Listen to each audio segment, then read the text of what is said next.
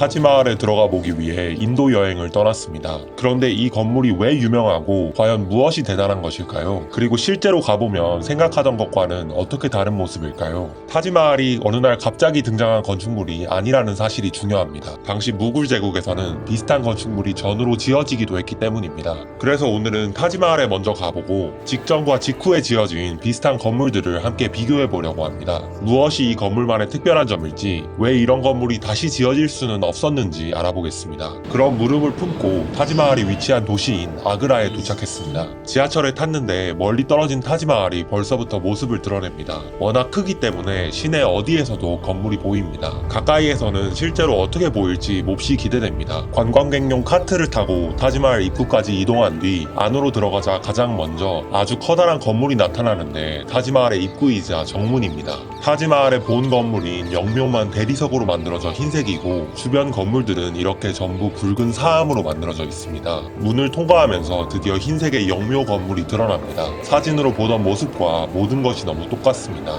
역시나 세계적인 관광지답게 사람이 매우 많지만 그보다 건물이 생각보다 너무 크기 때문에 건물이 마치 가상의 배경처럼 느껴지기도 합니다. 타지마할은 잘 알려진 것처럼 무덤입니다. 무굴 제국의 황제 샤자한이 황후 뭄타즈 마할이 사망하자 23년간 2만 명을 동원하여 건설한 희대의 무덤입니다. 단순히 오래 걸린 것을 넘어서서 당대의 자원과 기술이 집약된 다소 비현실적인 스케일의 건물입니다. 국가적 에너지가 수십 년간 단 하나의 건물에 집중되었다는 것이 가장 놀라운 대목입니다. 타지마할에서 가장 중요한 개념은 대칭입니다. 이곳에서는 눈에 보이는 거의 모든 것이 대칭입니다. 먼저 평면을 보면 모든 건물과 정원이 축의 대칭으로 배치되어 있습니다. 가장 북쪽에 본 건물이라고도 할 수 있는 영묘 건물이 있고 그 앞으로는 정원과 대문이 위치합니다. 주변으로는 부속 건물들이 둘러싼 모습입니다. 모든 것이 축을 중심으로 배치된 모습입니다. 또한 건물이 위아래로도 대칭입니다. 무슨 뜻이냐면 곳곳에 연못이 놓여 있어서 건물이 물에 비치면서 원래 건물과 반사된 건물이 대칭을 이룹니다.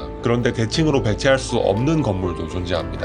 바로 모스크입니다. 타지마할의 부속 건물 중 하나는 모스크인데 모스크의 방향은 반드시 메카 방향이어야 하기에 인도에서는 서양으로 지어져야 합니다. 정확하게 말하면 모스크 내부에 위치한 미흐라브라고 하는 성소가 메카 방향인 키블라를 나타내야 합니다. 그래서 타지마할 서쪽에는 모스크를 짓고 동쪽에는 모스크와 똑같이 생긴 건물을 지었습니다. 겉모습은 모스크와 똑같이 생겼지만 영빈관으로 사용된 건물로 시각적 대칭성이 얼마나 중요했는지 드러내는 건물이기도 합니다.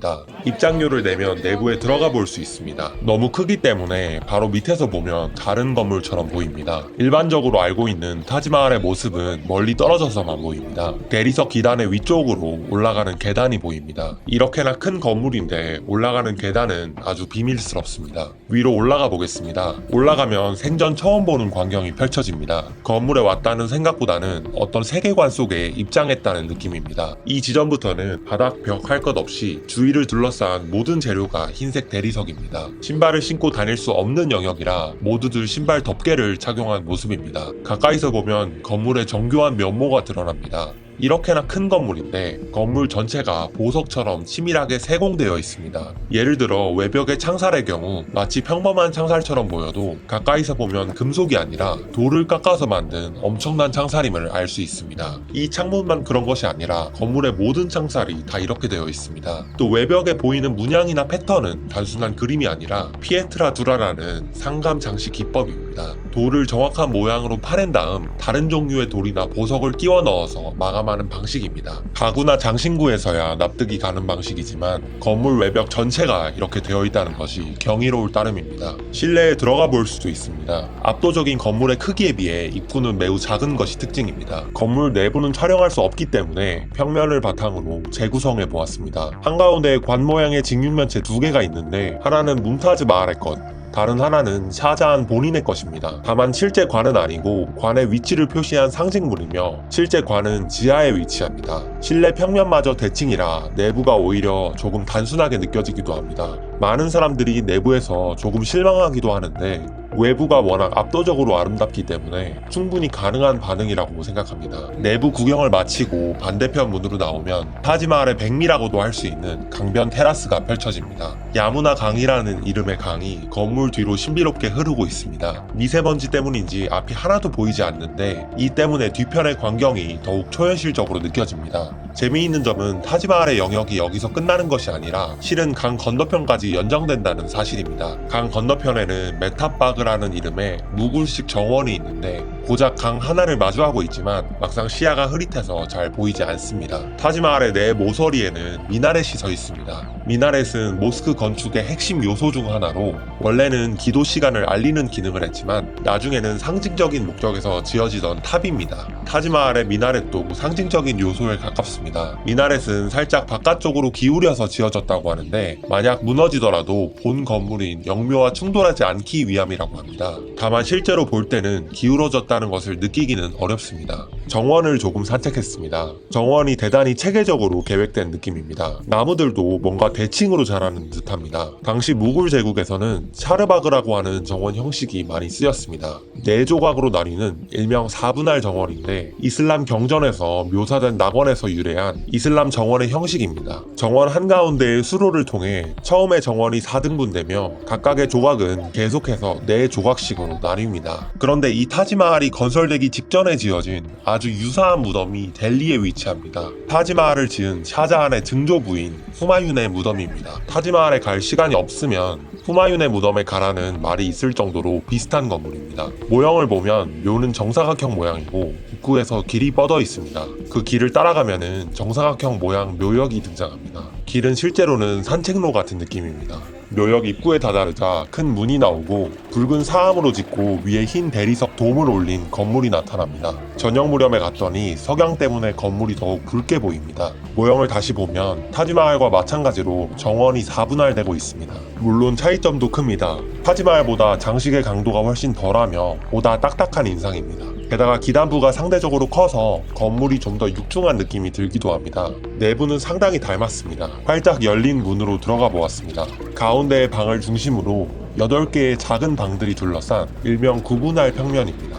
타지마할과 마찬가지로 가운데 놓인 관은 가묘라서 실제 관이 아닙니다. 타지마할 이후에도 비슷한 건물들이 지어집니다. 아버지 샤자한을 폐위시킨 아들 아우랑제브는 타지마할을 본따서 비슷한 무덤을 짓는데 비비카 마크바라라는 건물입니다. 타지마할과 똑같은 재료를 쓰고 같은 형식으로 지었지만 외관을 보면 현저한 차이가 느껴집니다. 타지마할이 지어지고 불과 33년 뒤에 지어진 건물인데 비례도 다소 이상하고 건물의 인상이 굉장히 어색해 보입니다. 오히려 시간이 지나면서 건축술이 쇠퇴하는 느낌입니다. 다음 세기가 되어 델리에는 사프다르 장의 무덤이라는 매우 흡사한 무덤이 지어집니다. 타지마할과 유사하지만 타지마할보다 발전했다는 느낌은 갖기 어렵습니다. 즉 타지마할은 건물 형식 자체가 특이한 것은 아니지만 비슷한 형식 중에서는 가장 아름답게 지어진 건물이었습니다. 같은 형식 내에서 더 아름답게 무덤을 짓는 것은 사실상 불가능한 것으로 밝혀진 것입니다. 그래서 정리하자면 타지마할의 위대함은 눈에 보이는 직관적인 아름다움 그 자체에 있다는 느낌이었습니다. 그 누가 가더라도 아름답고 숭고하다고 느끼는 건물입니다. 마지막으로 타지마할 이야기가 끝나는 종착지인 아그라 성으로 향했습니다. 타지마할을 건설한 샤자한은 아들 아우랑제브에 의해 폐위되어 타지마할이 보이는 아그라 성의 탑에 유폐됩니다. 성은 온통 붉은 사암으로 지어져 거의 전체가 붉은색입니다. 아그라는 당시 무굴 제국의 수도였기에 아그라 성은 일종의 도성처럼 세워진 성체입니다. 그는 이곳에서 타지마할을 바라보며 말년을 보내는데 그가 바라보았을 모습을 오늘날도 볼 수 있습니다. 저 멀리 하얗게 빛나는 건물이 멀리서 본 타지마할입니다. 주변을 둘러싼 붉은 건물들과 그 사이에서 빛나는 흰색 영묘가 선명합니다. 인도의 시인 타고르는 타지마할을 두고 시간의 뺨에 떨어진 눈물이라는 말을 남겼습니다. 타지마할과 유사한 건물은 많이 지어졌어도 그 어떤 건물도 타지마할을 뛰어넘을 수는 없었습니다. 보면 볼수록 신기한 정말 불가사의한 건물입니다. 아그라의 타지마할 여행이었습니다.